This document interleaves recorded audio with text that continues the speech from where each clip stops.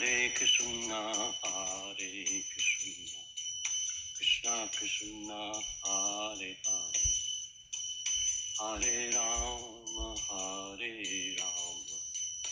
Rama Rama, Hare Hare, Krishna, Hare Krishna, Krishna Krishna, Hare Hare, Hare Rama, Rama Rama, Hare Hare, Hare Krishna, Krishna Krishna, Hare Hare, Hare Rama, Rama Rama, Hare Hare. Jayom Vishnupad Paramahansa Parabhavakacharya Asantara Santa Sri Sriman Bhaktivedanta Gosam Maharaj Surabhupad Jayom Vishnupad Paramahansa Parabhavakacharya Asantara Santa Sri Sriman Bhaktivedanta Saraswati Gosam Maharaj Surabhupad Namacharya Haridas Thakur Whims Krishna Chaitanya Prabhu Nityananda Shri Advaita Gadadhar Srivasadi Govinda Puja Shri Radha Krishna Gopa Gopanath Shri Mukunda Radha Kunda Giri Govardhan Puja Shri Vrindavan Dham Puja Shri Jagannath Puri Dham Puja Tulsi Bhakti Devi Puja Natakoda Vaishnava Bhakta Vinda Puja. All glories to the assembled devotees. All glories to the assembled devotees. All glories to Shri Guru and Shri Gauranga.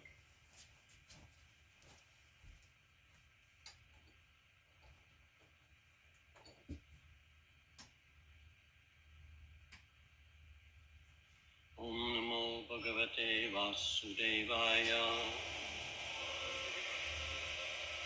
Om Namo Bhagavate Vasudevaya. Om Namo Bhagavate Vasudevaya. Srimad Bhagavatam, first canto, chapter 6, entitled Conversation Between Narada and Vyasa. And we're on text 14.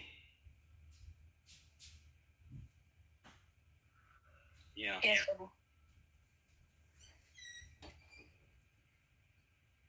I thought it was 13. It's 14 today.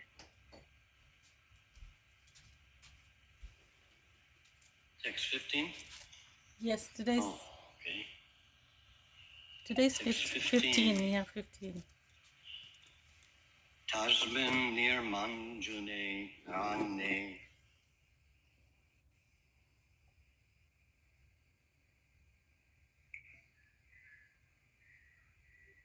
pippalopastha āśritaḥ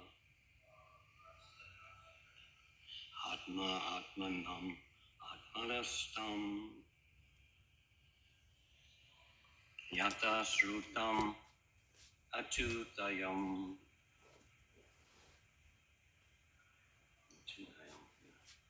tasmin nirmanuje raṇye pippalopastha āśritaḥ ātmānātmānam ātmasthaṁ yathā-śrutam acintayam.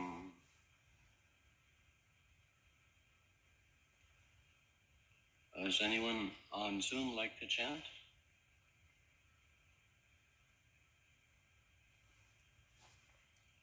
I can chant, Prabhu. Hare Krishna. Please. Tasmin nirmanuje raṇye pippalopastha āśritaḥ ātmanātmānam ātmasthaṁ yathā-śrutam acintayam. Okay, Mataji, I'll do it. Tasmin nirmanuje raṇye pippalopastha āśritaḥ ātmānātmānam ātmasthaṁ yathā-śrutam acintayam. tasmin nirmanuje raṇye, pippalopastha āśritaḥ, ātmā-stham, ātmasthaṁ, yathā-śrutam acintayam.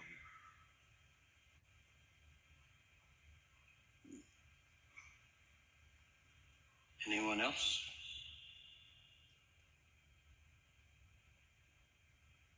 Okay.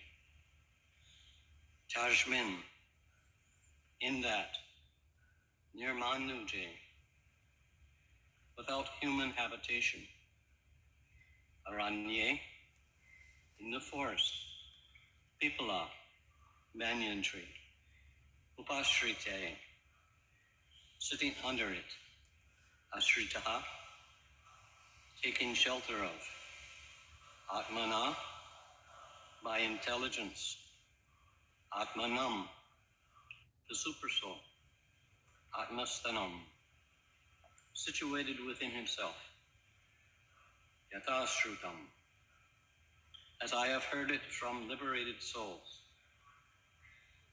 acintayam,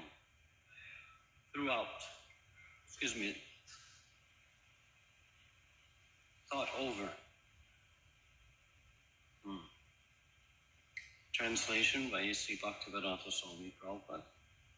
After that, under the shadow of a banyan tree, in an uninhabited forest, I began to meditate upon the Supersoul situated within, using my intelligence as I had learned from liberated souls. Purport. One should not meditate in according to one's personal whims. One should know perfectly well from the authoritative sources of Scripture, through the transparent medium of a bona fide spiritual master, and by proper use of one's trained intelligence for meditating upon the Supersoul dwelling within every living being. This consciousness is firmly developed by a devotee who has rendered loving service unto the Lord by carrying out the orders of the spiritual master.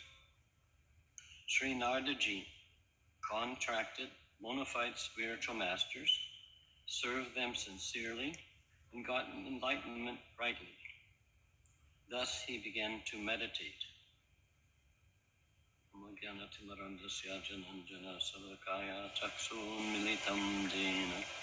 Tasmai Shri Gurave Namaha.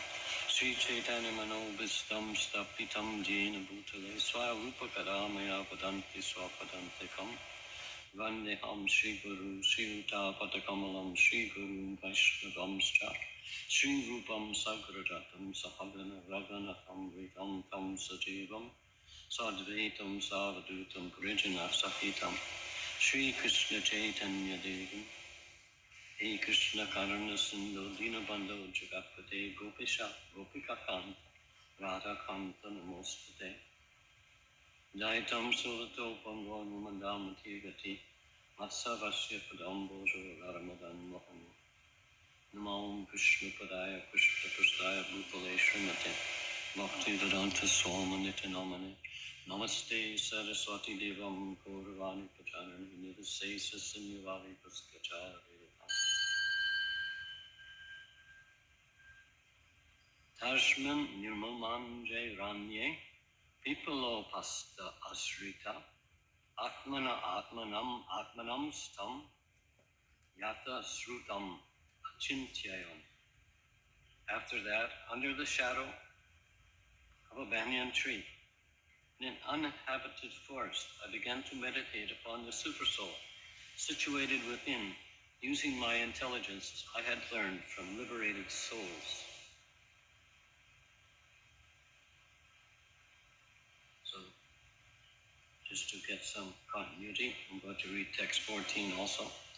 Thus traveling, I felt tired, both bodily and mentally, and I was both thirsty and hungry, so I took bath in a river lake and also drank water.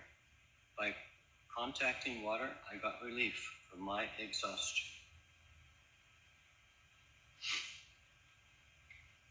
So we can see by this example of Narada Muni the activities one in the renounced order of life. He depends solely on the mercy of the Lord. One who is in the renounced order of life, the basic quality that he has is fearlessness, abhayam, excuse me. This means that he is fully dependent upon the protection of the Lord under all circumstances, under all conditions. He is not fazed by whatever situation he comes up against. It doesn't matter if he's hungry, it doesn't matter if he's thirsty or tired or whatever the circumstances are. He understands these conditions have been arranged for the Lord for his purification. He's not interested in acquiring any special condition to make life a little simpler, a little easier. He takes whatever comes and is grateful for what he receives. And he's very much grateful for the advice and guidance of the spiritual master, because the spiritual master gives guidance on how to meet whatever circumstance one comes up against. So here he's wandering in a forest. He's not coming across any other people. And so he's not receiving any kind of foodstuff. He's not interested in acquiring these things. And so he comes upon a stream, and there he takes some refreshment and is enlivened by that refreshment. One can understand the importance of the spiritual master in a devotee's life. You just have to look. There are, for Gaudiya Vaishnavas, 7 Gayatri mantras that are chanted daily. And 4 of these mantras end with the word prachodayat, or some variation thereof. This word means enthused by. And the entities that devotee is enthused by are Lord Chaitanya, spiritual master,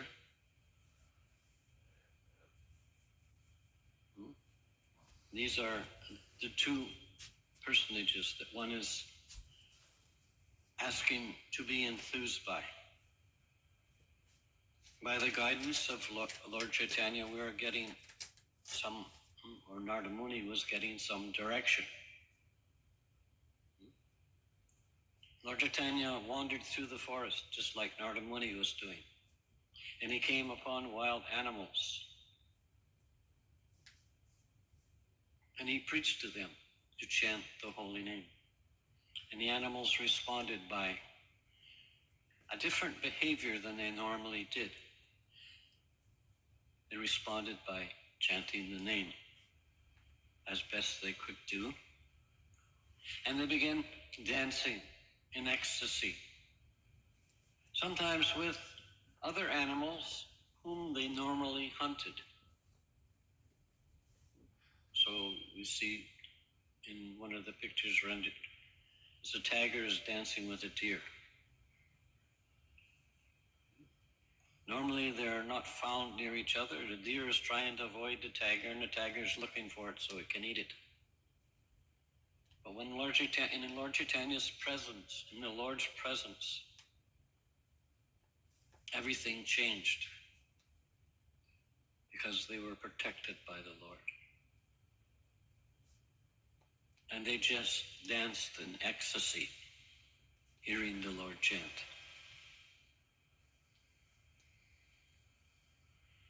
And so by taking shelter of Krishna, by taking shelter of the spiritual master, all one's anxieties can be alleviated. The distress becomes less.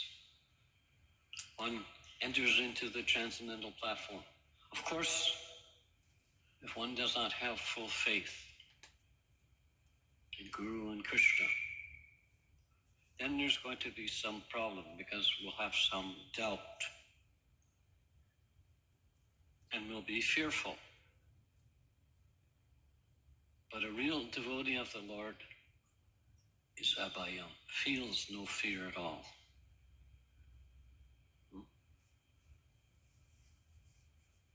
He just goes on with the directions that he has given.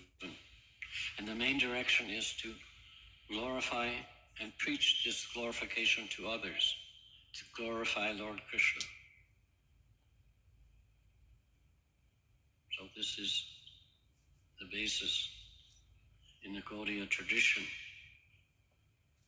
of how someone in the renounced order acts. Such persons are the acharyas, or the teachers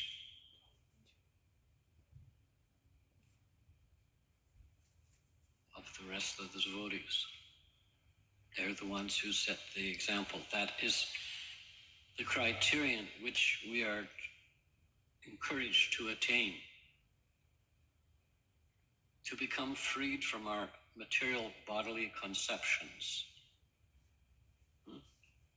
I am brahmachari, I am grahastha, I'm vanaprastha, I'm sannyas, I'm man, I'm woman, I'm English, I'm Indian, I'm Canadian.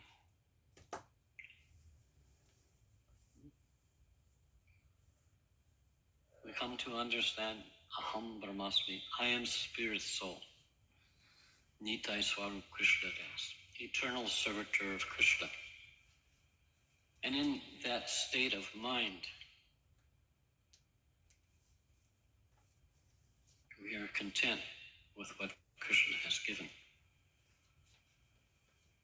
So if we're feeling some distress, some anxiety,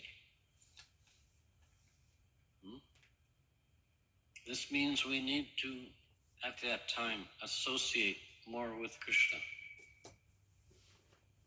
And how we do that is by chanting Hare Krishna, Krishna Krishna, Hare Hare, Hare Rama, Rama Rama, Hare Hare. Hare Krishna, Krishna Krishna, Hare Hare, Hare Rama, Rama Rama, Hare Hare. Hare Krishna, Krishna Krishna, Hare Hare, Hare Rama, Rama Rama, Hare Hare. After all, he is the controller of everything. If Krishna wants us killed, it will happen. And if Krishna wants us protected, that will also happen. It's totally in his hands. And as soon as we relinquish this controlling nature, after all, this controlling nature is how we got to this material world. We became envious of Krishna and desired to have his ability to control the situation in which we were in. And in that state, we were cast out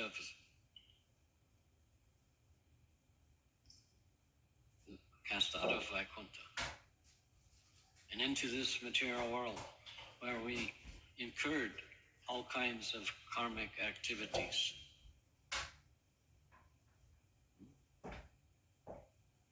So many different births and so many different species. So this placed us in the realm in which we feel distress. This transcendental chanting of Krishna's name gives one abhayam, gives one a fearless nature. When we have full faith in the words of Krishna and Guru, then we can attain all those things that are required to make spiritual advancement. We won't be disturbed by whatever situation we come upon. Understanding that this is Krishna's arrangement for our spiritual advancement, for giving us the chance to test our faith in Guru's word. And if we fail, well, we just get up and try again. Because that's the only way to make advancement in spiritual life. Don't be distressed because we didn't make the grade. It just means now we have to hear more attentively. We need to associate more with devotees.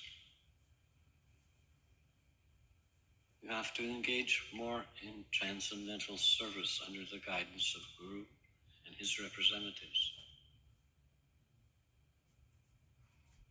That's the process. Huh? In the early 1970s, Prabhupada had initiated a number of his young disciples. When I say young, I mean some were barely past 21, and some even younger than that.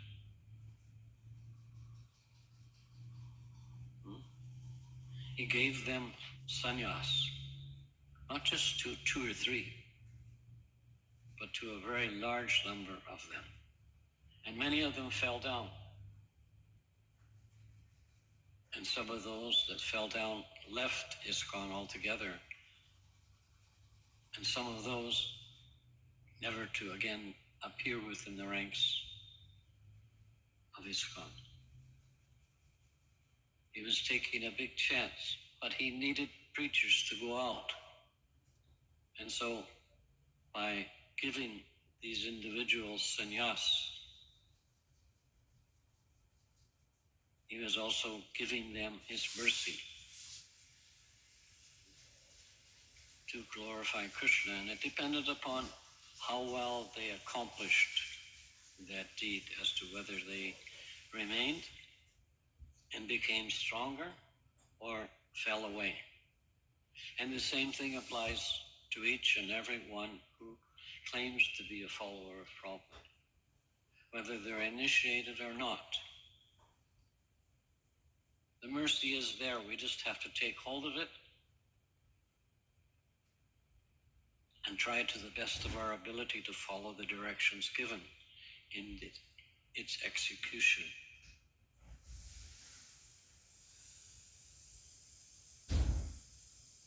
Now, if we have some doubt, this means we need to spend some time reading Prabhupada's purports, hearing his lectures,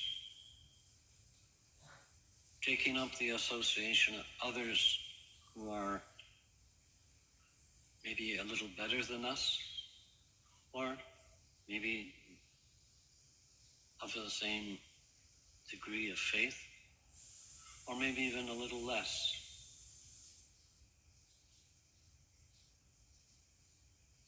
Not everyone comes to Krishna consciousness on the same platform, because some individuals have had the opportunity in some previous birth, so there's a little more advanced on the path. Because whatever advancement we make in this lifetime, we keep that advancement to following lifetimes. Just like I remember one devotee coming, he moved into the temple, and he just seemed to have no difficulty with any directions that were given. He just surrendered and did whatever he was asked to do. He chanted the Maha Mantra 16 rounds a day, and his chanting was very nice. And he seemed to have no trouble in chanting or any kind of activity he was given. But after some time, he started having difficulties. And after a little while, he kind of fell away. He came back later, but he went through some difficulties. This is because he had risen to the previous status he had achieved beforehand in other birth. And he came up against the roadblocks that had stopped the previous lifetime. So this could happen also to us, maybe not in this lifetime, maybe the next human birth. We get the opportunity to again come into contact with the pure devotee of Krishna. Now you may think, I never saw Prabhupada. But that means you haven't associated with him. It just means you don't understand. Because if you've read Prabhupada's purports and his translations, you have associated with him in the most important way possible. You may not have been in physical contact. That's nice, but it's not essential. What is essential is to hear and follow the directions that are given. And if you have some question, you ask. That's the purpose behind questions, is you ask because you're not really sure. If you don't ask, you're the one that loses. Because the doubt will stay there. It won't be rectified. It won't be cleared away.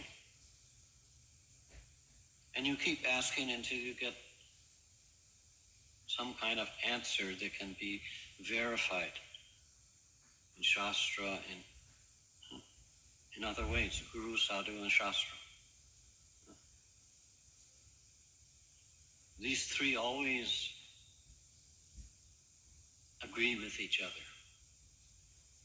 It may not be apparent initially, but with some attentive study, one can see where these three agree, and if they disagree, it means there's some special circumstance where there's some disagreement. I can remember one time I was engaged in a conference and we were writing a set of rules for the care and protection of cows. And one devotee who was not part of any kind of cow program entered the conversation, and he gave a suggestion as to how we could eliminate a whole lot of disagreement that was going on different facts. He says you have to set up a system whereby you have a set of balances. This means this activity must be done under all circumstances. This activity must be done with some modification according to special condition, and this activity must be completely rejected. Now you have to write out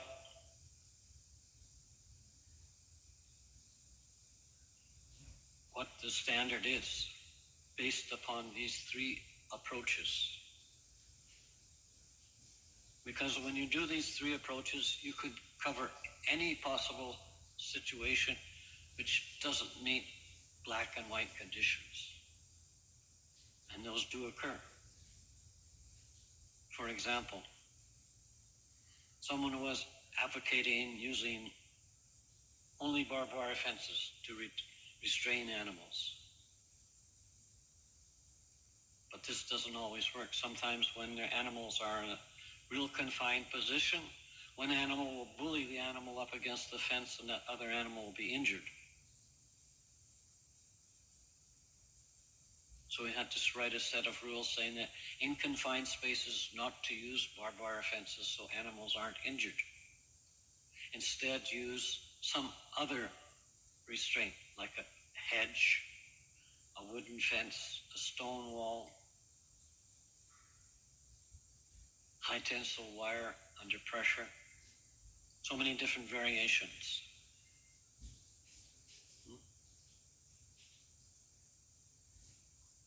So by the suggestion of this other devotee, and this other devotee was actually a lawyer, and this was the procedure that's used in the court of law, how to decide when is what action required.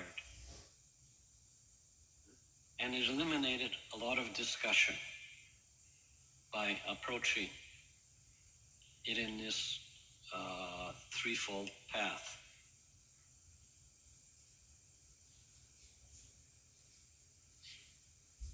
Now, I read one letter written by Prabhupada to one devotee.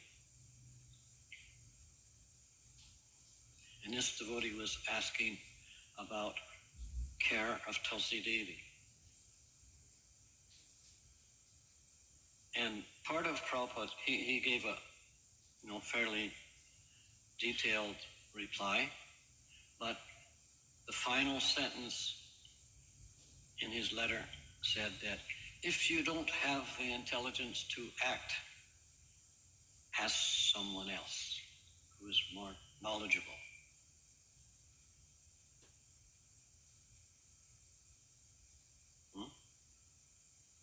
So here the criterion comes. Someone that's had more experience in a particular activity, inquire from him how this activity is done. And sometimes you can see a sannyasi is preaching, someone asks a question about householder life, and the sannyasi will refer them to some other householder. Why? Because it's likely possible that, within ISKCON, that sannyasi was never in a household or ashram, so he doesn't know what may go on. But another older householder, it's very likely he's experienced the situation and knows the proper activity for a favorable result. So Prabhupada, that's the instruction he gave. There's always someone that is better qualified than you. Anytime two individuals are related or engaged in some relationship, one of them is always superior and the other one's always inferior. And this is usually based upon previous experience.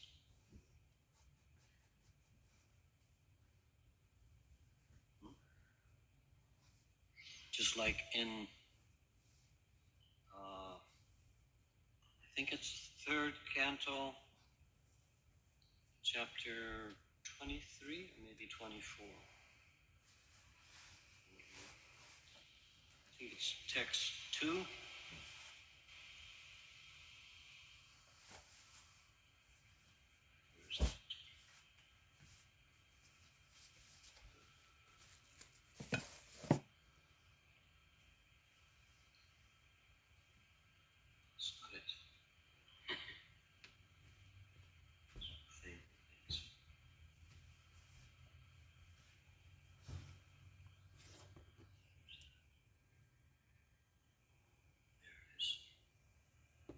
Verse reads, Visrambena ātma-stham guruvena dhammena ca sushruvaya suridāena vacham madhurya chabo. So this particular verse is in a chapter where Devahuti is lamenting to her husband, Kardama Muni, and this is a direction for how one should relate to another person, especially how an inferior person should relate to a superior person. In that particular case, it was how the wife should relate to the husband, but this is applicable to disciple to spiritual master, king to the citizen of his kingdom, any kind of relationship you can think of, where one person relates to another. And in this particular text, that means that the subordinate person should understand the motive of the superior person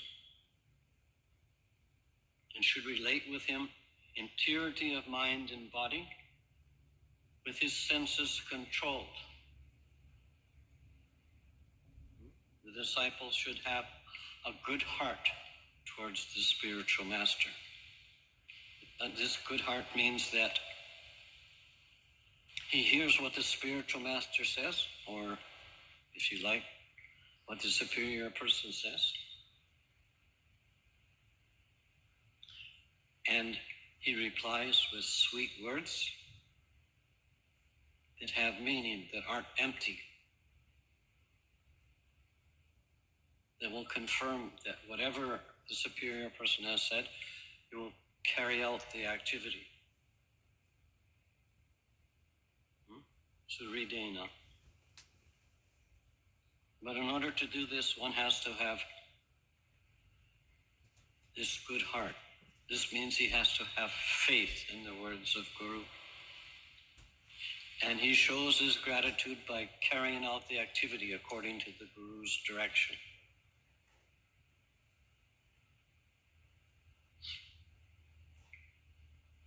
So are there any comments, any questions?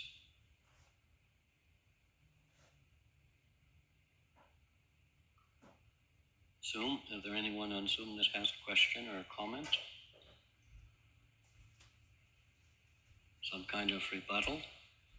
I hope we haven't put anybody to sleep, because the purpose of this class is to enthuse, not to put one to sleep.